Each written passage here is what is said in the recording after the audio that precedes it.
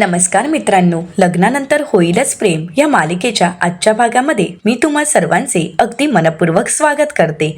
आजच्या भागामध्ये आपल्याला पाहायला मिळतं जेव्हा नंदिनीला म्हणतो, खुश ठेवणं सोपं आहे पण सुखी ठेवणं कठीण आहे असं माझी बायको मला नेहमीच म्हणते. आता इकडे नंदिनी जीवाकडे पाहू लागते. जीवा नंदिनीचे हात हातात घेतो आणि म्हणतो, मी फक्त तुला खुश नाही तर सुखी सुद्धा ठेवणार आहे.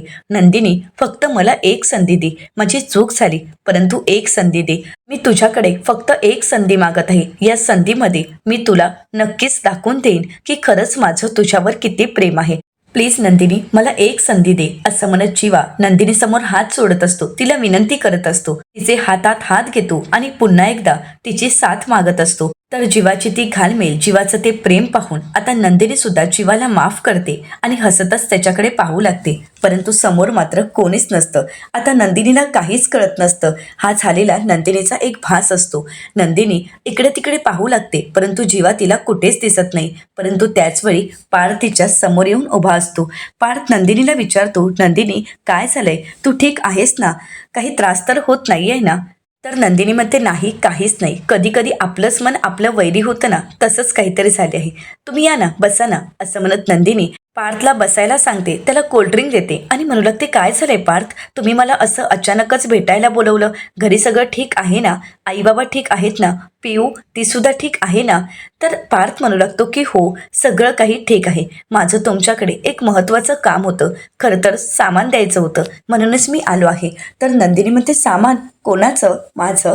तर आता पार्थ म्हणतो, नाही, काव्यांचं.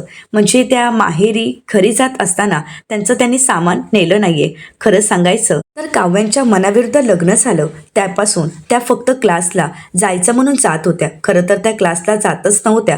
क्लासच्या बाहेर एक बेंच होता, तिथे जाऊन बसायच्या. मी माझ्या परीने त्यांना समजावण्याचा प्रयत्न केला. पार्थला ते जुने दिवस आठवू लागतात. पार्थ काव्याला म्हणालेला असतो की प्लीज हे सगळं काही विसर आणि तू तुझा अभ्यास कर. खरं तर मला माहीत आहे की तू मला तुझा नवराही मानत नाहीयेस आणि मित्रही मानत नाहीयेस. मैत्रीचं नातंही तू ठेवायला तयार नाहीयेस. परंतु मी मात्र स्वतःला तुझा मित्र मानत आहे आणि मित्र या नात्याने मी तुला समजावण्याचा प्रयत्न करत आहे. हे सगळं काही मी फक्त तुमच्यासाठी करत आहे. का? तर तुमचं स्वप्न पूर्ण व्हावं, तुम्ही कलेक्टर व्हावं यासाठी. आणि तुम्ही काय करताय?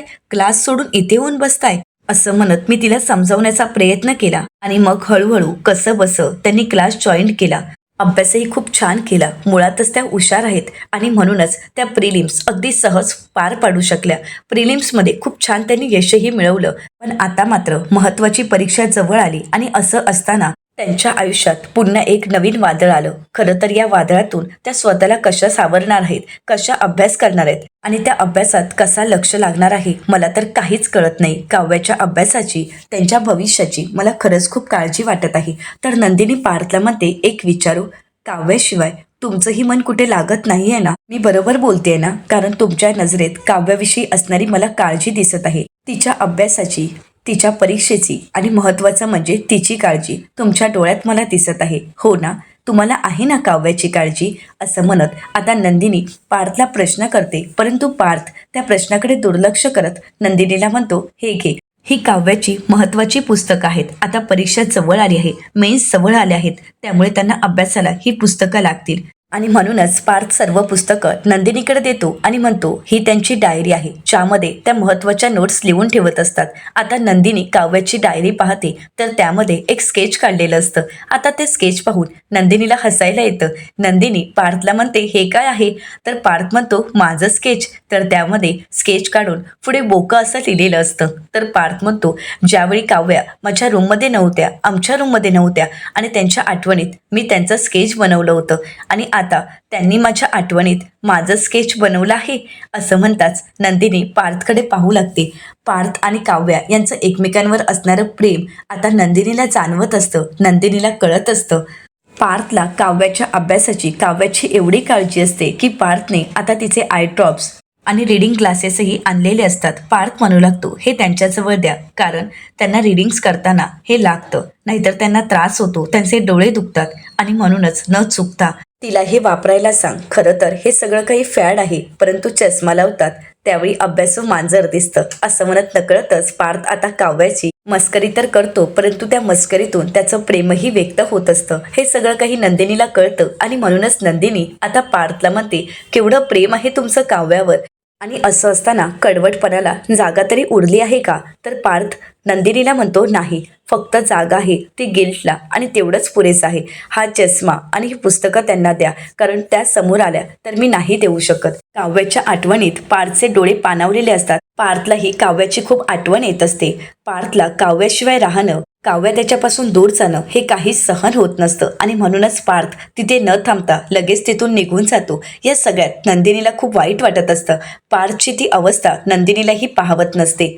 आता पार्थ तिथून निघून जातो, पण नंदिनी आता काव्याची डायरी पाहत असते. काव्याच्या डायरीत आता काव्याने काढलेला तो पार्थचा फोटो आणि बोका असं लिहिलेलं असतं. ते पाहून नकळतच नंदिनीच्या गालावर हसू येतं. तर दुसरीकडे पाहायला मिळतं, आता काव्य ही कॅफे मिलनपर्यंत पोहोचलेली असते. परंतु आता ज्यावेळी काव्य तिथे पोहोचते त्यावेळी काव्याजवळ सुटे पैसे नसतात. रिक्षावाले दादा म्हणतात, अहो मॅडम, जरा सुटे पैसे द्या ना. काव्य म्हणते, दादा वो खरंच नाहीयेत. तर ते दादा दुसऱ्या रिक्षावाल्याकडे आहेत का पाहण्यासाठी सांगतात. तर काव्या दुसऱ्या दादांकडे जाते आणि म्हणते, दादा सुटे पैसे आहेत का? तर इकडे पार्थही कॅफेमधून निघालेला असतो. आता पार्थचा काही लक्ष नसतो. पार्थ आपल्या गाडीमध्ये जाणार तर त्याचवेळी काव्याच्या रिक्षातून आलेली असते. ते दादा आता पार्थकडे जातात आणि म्हणतात, सर 500 रुपये सुटे आहेत का? तर पार्थने आता 500 रुपये सुटे दिलेले असतात. आता ते दादा काव्याला आवाज देतात आणि म्हणतात, ओ मॅडम, हे घ्या पैसे. असं म्हणत पार्थने दिलेले पैसे आता ते दादा काव्याला देतात.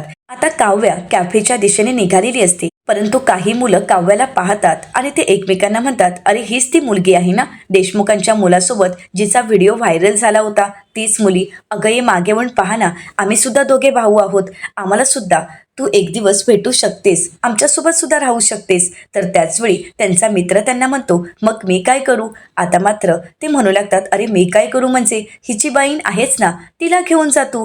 आता काव्याने स्वतःबद्दल शांतपणे ऐकून घेतलेलं असतं, परंतु ताईबद्दलचे ते शब्द काव्याला मात्र ऐकवत नसतात.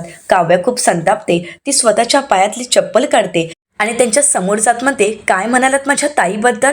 ताईबद्दल असं बोलताना तुम्हाला लाज नाही का वाटली? पुन्हा जर एक शब्द जरी तोंडातून निघाला ना तर या चपलेने मारेन. तर ती मुलं काव्याला म्हणतात, अगं काय हे चपलेने का? तुझ्या हाताने मार ना, तेवढाच तुझा स्पर्शही आम्हाला जाणवेल. तर दुसरा म्हणू लागतो, हो ना, तसंही तुला एकावर एक फ्री आवडतातच ना, आणि तुला एकावर एक फ्री लागतातच. मग काय करणार आहेस तू? आम्हा दोघांना मारणार आहेस का? मार ना, तुझा स्पर्श तेवढाच आम्हालाही मिळेल. असं म्हणत तो गाल पुढे करतो, परंतु त्याच वेळी तिथे नंदिनी आलेली असते आणि त्याला मार हवा असतो. तो चांगलाच मार नंदिनीने दिलेला असतो. नंदिनी चांगलाच त्याचा गाल सुजवते आणि सणसणीत कानाखाली मारत त्याला भानावर आणते. आता तो पूर्णपणे घाबरून गेलेला असतो. तर काव्या म्हणते, काय झालं? माझ्या ताईबद्दल बोलत होता ना, मग ही बघा ताई समोर आहे, आता बोला ना. तर तो एक मुलगा म्हणू लागतो, अगं हिने तुझ्या आयुष्याची वाट लावली आहे, हिने तुझी जिंदगी खराब केली आहे आणि तू तिचीच बाजू घेतेस. आता नंदिनीचा राग अजून अनावर होतो आणि दुसऱ्याही मुलाच्या सणसणीत कानाखाली मारत त्यालाही चांगलाच धडा शिकवलेला असतो. दोघेही पूर्णपणे घाबरून गेलेले असतात. नंदिनी आता त्यांना चांगलाच सुनावते आणि म्हणू लागते, कुणामुळे कोणाचं आयुष्य वाया गेलं आहे आणि कुणामुळे कोणाचं आयुष्याची बर्बादी झाली आहे ते आमचं आम्ही बघून घेऊ. या सगळ्यामध्ये तुम्हाला पडायची गरज नाही. आणि हो, तसेही माझ्या बहिणीकडे वरमान करून पाहण्याची तुमची लायकीही नाहीये. स्वतःच्या लायकीत राहायचं. आणि आमच्या घरात जे काही घडलं आहे ते पाहून तुम्हाला मुलींची छेड काढायचं लायसन मिळालं आहे का? तर ते लायसन आत्ताच फाडून टाकायचं, कारण गाठ माझ्याशी आहे. आणि हो, यापुढे एक लक्षात ठेवायचं, माझ्या बहिणीशी बोलताना 2 पाऊल लांब राहायचं, कारण बहीण आहे ती माझी. माझ्या बहिणीच्या विरोधात बोललेलं मी एक शब्दही खपवून घेणार नाही. आणि आता इथे उभंही राहायचं नाही, निघा इथून. असं म्हणत त्या मुलांना तिथून घालवून देते. तर सर्वच नंदिनीच्या बोलण्याचा आता व्हिडिओ काढत असतात. नंदिनी सर्वांना विचारते, तुम्ही हे काय करताय? परंतु सर्वजण नंदिनीचा व्हिडिओ काढत असतात. नंदिनी मध्ये व्हिडिओ काढायचा आणि तो व्हायरल करायचा, एवढंच काम आहे का तुम्हा मुलांना? काढा, जर व्हिडिओ काढायचा असेल ना तर काढा आणि व्हायरलही करा. परंतु एक गोष्ट लक्षात ठेवायची, तुम्हाला जे करायचे ते करा, परंतु तुम्ही हा व्हिडिओ काढून व्हायरल केल्यानंतर तुम्हाला जर वाटत असेल की आम्हा दोन्ही बहिणींमध्ये दुरावा येईल, तर तसं कधीही घडणार नाही. तुम्हाला जसं वाटतंय तसं कधीच शक्य नाही. नंदिनी खूप चिडलेली असते, परंतु नंदिनीच्या मनात आपल्याविषयी असणारं प्रेम आता नकळतच काव्याला कळालेलं असतं. काव्य अभिमानानेच नंदिनीकडे पाहू लागते. आता नंदिनी तिथून जात असते तर काव्या तिच्या मागे मागे धावत येत म्हणते, ताई ताई प्लीज थांब ना. असं म्हणत काव्या नकळतच नंदिनीला मिठी मारते आणि म्हणते, ताई थँक्यू सो मच. ताई मला माहीत आहे की तुझं माझ्यावर किती प्रेम आहे आणि तू फक्त माझ्यासाठी तिथे आलीस ना, माझ्यासाठी त्या मुलांना तू मारलायस ना. मला माहीत आहे हे सगळं काही तू माझ्यासाठी केलंयस. खरंच ताई, मी खरंच खूप लकी आहे की तुझ्यासारखी बहीण मला मिळाली आहे. तू माझी मोठी बहीण आहेस, यासाठी मी खरंच स्वतःला नशीबवान समजते. आता मात्र नंदिनी काव्याचा हात बाजूला करते आणि पुढे जाणार, परंतु त्याच वेळी तिथे जीवा आलेला असतो. जीवा म्हणतो, नशीबवान तर मी सुद्धा आहे. तर आता नंदिनी जीवाकडे पाहते. आता जीवा अचानकच तिच्या समोर आल्यानंतर तिला तर एक सरप्राईज मिळालेलं असतं.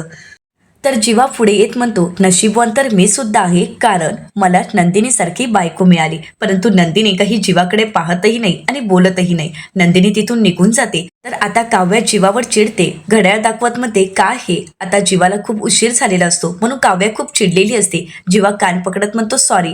तर आता काव्या म्हणते, जा आता समजाव तुझ्या बायकोला. असं म्हणत आता काव्या जीवाला नंदिनीच्या मागावर तिला समजावण्यासाठी पाठवून देते. आता काव्या इकडे पाहत असते ताईचं रुसून जाणं आणि त्याच्या मागून जीवाचं तिला मनवण्यासाठी मागे मागे जाणं. हे सगळं काही चालू असताना काव्याला खूप मज्जा येत असते. खरं तर हे सगळं काही नातं जोडण्यासाठी चालू असणारे प्रयत्न असतात. तर दुसरीकडे पाहायला मिळतं, देशमुखांच्या घरी वसू आत्या पुस्तक वाचत असतात, तर इकडे आशा मोबाईल पाहत मोठमोठ्याने हसत असते. तर वसू आत्या आशाला म्हणतात, ए काय चाललंय, रील्स बघतेस ना. तर आशा म्हणते, हो, यातून जगाचं ज्ञान मिळतं. तर वसू आत्या म्हणतात, आम्ही जे काही पुस्तकं वाचतो ती मूर्ख म्हणून वाचतोय का. तर आशा म्हणते, अहो रील्स तरी बघा. वसू आत्या म्हणतात, आशा मला त्यात काही इंटरेस्ट नाही. आशा म्हणते, अहो एकदा बघा तरी, म्हणजे तुम्हाला कळेल की नक्की काय ज्ञान मिळू शकतं. तर वसू आत्या चिडतात आणि म्हणतात, आशा एकदा सांगितलेलं कळत नाही का, मला रील्स पाहण्यात अजिबातच इंटरेस्ट नाही.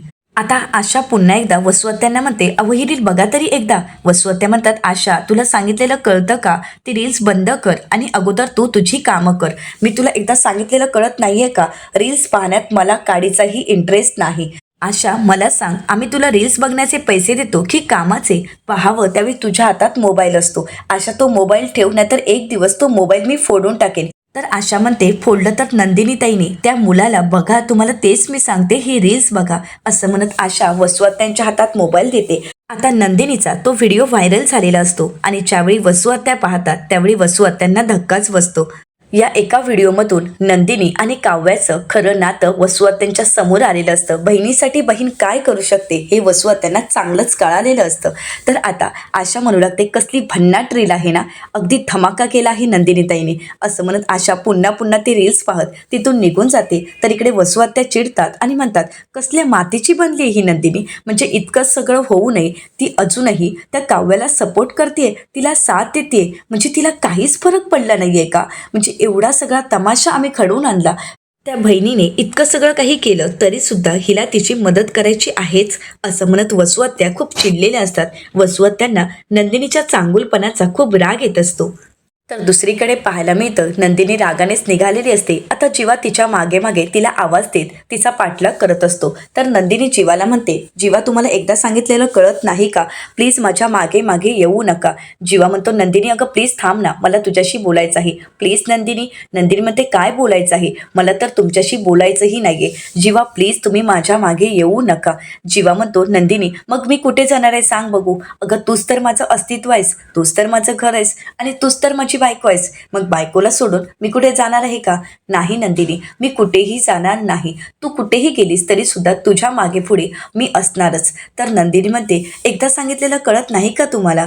जीवा म्हणतो, तू एकदाच सांग नाहीतर हजारदा सांग, परंतु मला ही गोष्ट चांगलीच माहीत आहे की मला आणि काव्याला कोणी काही बोललं तर तुला ते सहन होत नाही. आणि आत्ता सुद्धा आम्ही ते पाहिलं आहे आणि तरी सुद्धा तू आम्हा दोघांना तुझ्यापासून दूर करण्याचा, लांब करण्याचा प्रयत्न करत आहेस. नंदिनी आम्हाला माहीत आहे तुझं आमच्यावर किती प्रेम आहे, माझ्यावर आणि काव्यावर, आणि तरी सुद्धा तू आमच्याकडे दुर्लक्ष करण्याचा प्रयत्न करतेस. परंतु मला सांग, मनात जर इतकं प्रेम आहे तर सोड ना मग हा राग. आता नंदिनी रागानेच जीवाकडे पाहते. तर जीवा म्हणतो, सॉरी, राग नाही तर तू दुखावली गेलीस आमच्यामुळे, आम्ही तुला दुखावलं आहे हे आम्हाला कळतंय. परंतु नंदिनी आता हा सगळा रुसवा विसरून जा ना माझ्यावरचा राग, सगळं काही विसरून जा. नंदिनी बायको, मला एक संधी दे प्लीज, एक संधी देशील का? तू एक संधी दिलीस ना तर मी सगळं काही पुसून टाकेन आणि नव्याने सुरुवात करेन. आता मात्र नंदिनी जीवाला प्रश्न करत म्हणते, कसं पुसून टाकणार आहात तुम्ही सांगा ना, काय ऑप्शन आहे तुमच्याकडे? 16 डिसेंबरचा तो व्हिडिओ, 16 डिसेंबरला जे काही मी प्रोजेक्टरवर पाहिलं ते माझ्या मनात, माझ्या हृदयात घर करून आहे आणि त्या गोष्टी मी कधीच विसरू शकणार नाही. मला या सगळ्याचा त्रास होतोय, माझ्यामुळे तुमचं आयुष्य उद्ध्वस्त झालंय याचं गिल्ट मला सतत त्रास देते. सतत त्याच गोष्टी मला त्रासदायक ठरतायत आणि तरीसुद्धा तुम्ही मला म्हणताय की मी सगळं काही पुसून टाकायला तयार आहे. कसं पुसणार आहात आणि काय करणार आहात तुम्ही सांगा ना जीवा. जीवा मात्र शांतच नंदिनीच्या समोर उभा असतो तर नंदिनी म्हणते, ही मनात घर करून असणारी सल, हा होणारा त्रास कसं पुसून टाकणारा सांगा जीवा. मी तुमच्या समोरच उभी आहे, सांगा. तुम्ही मला ऑप्शन द्या की हे सगळं काही तुम्ही कसं पुसून टाकणार आहात, या सगळ्या गोष्टी कशा संपणार आहेत सांगा जीवा. जीवाला नंदिनी प्रश्न विचारू लागते परंतु जीवा काहीच बोलत नाही. नंदिनी म्हणते, बोला ना जीवा, सांगा ना मला, तुम्ही काय मार्ग काढणार आहात यातून? जीवा बोला. परंतु जीवा काहीच बोलत नाही आणि म्हणूनच नंदिनी जीवाला म्हणते, काय झालं? या प्रश्नाचं उत्तर नाही आहे ना? मला माहीत आहे या प्रश्नाचं उत्तर कोणाचकडे नाही आहे, ना तुमच्याकडे आहे ना माझ्याकडे. जीवा, हा न सुटणारा प्रश्न आहे आणि हा प्रश्न कधीच सुटणार नाही. मनातील भावना आणि दुखावलेलं मन कधीही पुसलं जाणार नाही जीवा. तुम्ही कितीही प्रयत्न केला तरी सुद्धा याचा काहीच उपयोग होणार नाही जीवा. त्यामुळे मी खरंच तुमच्यासमोर हात जोडते की माझा पाठलाग करणं थांबवा. आपला प्रवास इथपर्यंतच होता असं समजा आणि तुम्ही तुमच्या आयुष्याला नवी सुरुवात करा जीवा. प्लीज आता मला प्लीज भेटण्याचा प्रयत्नही करू नका. असं म्हणत नंदिनी आता रिक्षा बघते आणि तिथून निघालेली असते. आता नंदिनी निघून जाते परंतु जीवाला मात्र सतत नंदिनीचे शब्द आठवत असतात. जीवा म्हणू लागतो, या प्रश्नाचं उत्तर शोधायला हवंय जीवा. जीवा म्हणतो, देवा पॉझिटिव्ह साईन तर तू दिली आहेस, म्हणजे हॅप्पी एंडिंग अजून बाकी आहे राईट. आता तो हॅप्पी एंडिंग व्हायलाच पाहिजे. आता मलाच हे सगळं काही नीट करावं लागेल, मलाच या सगळ्यावर मार्ग शोधावा लागेल. तर दुसरीकडे देशमुखांच्या घरी आता आशा ज्यावेळी मानिनीताईंना तो व्हिडिओ दाखवते त्यावेळी मानिनीताई खूप हसू लागतात. त्यांना नंदिनीचा अभिमान वाटत असतो. टाळ्या वाजवू लागतात आणि मोठमोठ्याने हसत असतात आणि म्हणतात, काय नंदिनी, काय तिचं बोलणं, असं म्हणत मानिनीताई नंदिनीचं तोंड भरून कौतुक करत असतात. आशा म्हणते, आवडला ना हा व्हिडिओ? मला सुद्धा खूप आवडलं, असं वाटतं सतत पाहत राहावा. खरंच वहिनी, अहो कसला कमाल आहे ना व्हिडिओ, आत्तापर्यंतचा सगळ्यात भारी व्हिडिओ. तर आता मानिनीताई म्हणतात, हो ना गं, मलाही तेच वाटते की सतत नंदिनीचा हा रुबाब आणि तिचा तो आवाज पाहत राहावा. असं म्हणत मानिनीताई टाळ्या वाजवत असतात आणि दोघीही खूप हसत असतात. वसू आत्या येतात आणि म्हणतात, आशा अगं तो व्हिडिओ बंद कर ना, कान किटले आहेत आणि आता तो व्हिडिओ बंद कर, किती ते कौतुक करत बसणार आहेस? तर मानिनीताई म्हणतात, आशा अगं व्हिडिओ बंद नको करूस, आणि हो आता तर आवाज हळूच आहे, तू एक काम करतेस का, हा व्हिडिओ टीव्हीला कनेक्ट कर आणि दिवसभर सतत मोठ्या आवाजात हा व्हिडिओ चालू ठेव, म्हणजे किती छान वाटेल ना नंदिनीचा तो रुबाब पाहायला. तर आता वसू आत्या म्हणतात, मानिनी अगं तुला वेळ लागलाय का? तर मानिनीताई म्हणतात, वसुताई वेळ तर तेव्हा लागलं होतं जेव्हा मीडियाची माणसं घरी आली होती आणि तुम्ही म्हणत होता त्या सगळ्यांना कळू देत, मीडियाला, शेजाऱ्या पाजाऱ्यांना, सगळ्यांना. वसू आत्या, अहो ती 4 मुलं या सगळ्या आगीमध्ये होरपळून जात होती आणि तुम्ही मात्र त्या 4ही मुलांना या आगीमध्ये अजून ढकलण्याचा प्रयत्न करत होता. त्यावेळी तुम्ही सुद्धा त्या मीडियावाल्यांना साथ देत होता, तुम्ही सुद्धा सगळ्यांना नको नको ते सांगत होता. परंतु शेवटी काव्याच्या हुशारीने आणि नंदिनीच्या त्या स्वभावामुळे आतापर्यंत सगळं काही त्या दोन्ही मुलींनी सावरून घेतलं आहे. तुम्ही कितीही पसारा करण्याचा, कितीही संकट आणण्याचा प्रयत्न केला तरी सुद्धा त्या दोन्ही मुलींनी कधीही या घरावर संकट येऊ दिलं नाही. नेहमीच या घराला वाचवण्यासाठी त्यांनी प्रयत्न केले आहेत. तर दुसरीकडे हा व्हिडिओ ज्यावेळी जीवा पाहतो त्यावेळी जीवालाही कमाल वाटते. तर काव्या म्हणू लागते, हे कसं शक्य आहे, आताच तर हे सगळं काही घडलं आहे आणि लगेच सोशल मीडियावर व्हायरलही झालं. तर जीवा म्हणतो, हेच तर तुमच्या दोघी बहिणींचं प्रेम अख्ख्या जगाला दिसतंय आणि बघ तो व्हिडिओ किती व्हायरल होतोय. तर काव्या म्हणते, खरंच पण तुला लेट का झाला रे? अरे तुला मी सांगितलं होतं ना की आपण इथे वेळेत यायचं आहे आणि चौघांनीही एकत्र येऊन बोलायचं आहे, परंतु नाही, तू मात्र आरामात आलास. अरे तुला यायला उशीर झाला आणि मला सुट्टेच पैसे शोधण्यात उशीर झाला. तोपर्यंत हा बोका आणि नंदिनीताई इथून निघून गेलीत आणि ज्यावेळी आम्ही बाहेर पडत होतो ना त्यावेळीच हे सगळं काही घडलं होतं. आता जीवा मात्र सतत तो व्हिडिओ पाहत असतो. तर काव्य म्हणते, काय चाललंय तुझं? मी तुझ्याशी बोलतेय आणि तू मात्र व्हिडिओमध्ये हरवून गेलास. तर आता जीवा म्हणतो, अगं बघ ना, तुझी बहीण माझी नंदिनी कसलं फायर ब्रँड दिसतोय ना. तर आता नंदिनीचं कौतुक मात्र जीवा इतकं भरभरून करत असतो की काव्या म्हणू लागते, हो माझ्या बहिणाबाई आहेतच तशा फायर ब्रँड. कसं आहे ना, नंदिनीताई जरी साधी दिसली, शांत दिसली, तरी अचानक कधी दुर्गेचं रूप धारण करेल हे कोणाला कळणारही नाही. आणि बघ त्यामध्ये तुला दिसतंय की माझ्या नंदिनीताईचं दुर्गेचं रूप. माझ्या नंदिनीताईने त्या मुलांना असा काही धडा शिकवला की पुन्हा ती मुलं आम्हा दोघींच्या वाट्याला जाणारही नाहीत. जीवा म्हणतो, खरंच डॅशिंग आहे नंदिनी. असं म्हणत जीवाचं काही कौतुक थांबत नसतं. जीवा परत परत तोच व्हिडिओ पाहत असतो आणि एकटाच वेड्यासारखा हसतही असतो. तर दुसरीकडे आता मानिनीताई वसू आत्यांना म्हणतात, हा व्हिडिओ फक्त त्या 2 मुलांसाठी नाहीये, तर आतापर्यंत या दोन्ही बहिणींना ज्यांनी तोडण्याचा, त्यांच्यातील दुरावा निर्माण करण्याचा प्रयत्न केलाय तो प्रत्येकासाठी ही चपराक आहे. आणि हा व्हिडिओ प्रत्येकासाठी आहे ज्यांनी त्यांचं नातं उद्ध्वस्त करण्याचा प्रयत्न केला आहे. तर अशा मानिनीताईंच्या कानात म्हणते, यांना सुद्धा. आता वसू आत्या चिडतात आणि म्हणतात, लायकीत राहायचं. तुझं आजकाल माझ्यासाठी उलट बोलणं वाढत चाललं आहे. परंतु एक गोष्ट लक्षात ठेव, कोणाच्या पाठी उभी राहून आणि कोणाच्या साथीने तू हे सगळं करतेस ना, हे मला चांगलंच माहीत आहे. परंतु तुझं हे शहाणपण तुझ्यापुरतंच ठेवायचं. पुन्हा माझ्या नादी लागण्याचा प्रयत्न करू नकोस आशा. तर आता वसू आत्या मानिनीताईंना म्हणतात, मानिनी तू तर मला कळतच नाही की नक्की कोणाची आई आहेस. अगं तू आई आहेस ना, मग तुला तुझ्या मुलांबद्दल काहीच वाटत नाहीये का? बघावं त्यावेळी तुला तुझ्या सुनांची काळजी असते. अगं तुझी मुलं एकत्र बसून जेवतही नाहीयेत, एकमेकांशी बोलतही नाहीयेत आणि तुला काहीच वाटत नाहीये का? तर मानिनीताई म्हणतात, वाटतंय मला, त्यांच्याबद्दल खूप वाटतंय.